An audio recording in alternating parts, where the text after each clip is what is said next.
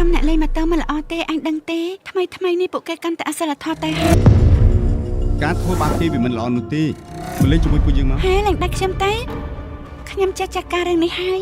សម្ដីឯងនេះប្រកាសជាកាត់តាមតាឯងហើយសម្ដីអីយីសម្ដីចង់តតាគេ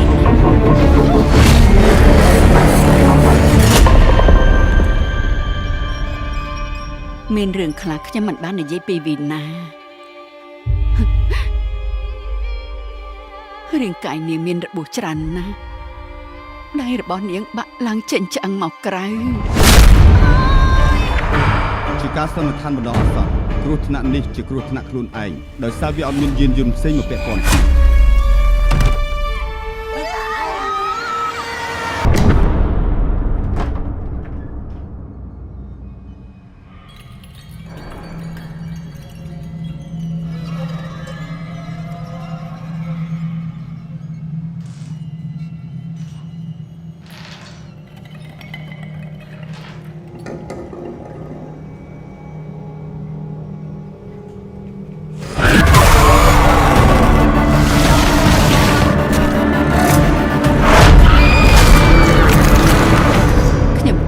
ប៉ូលីសចាប់ខ្លួនគេតែប៉ុណ្្នឹងឯងនាងវីណាមកតៃហោង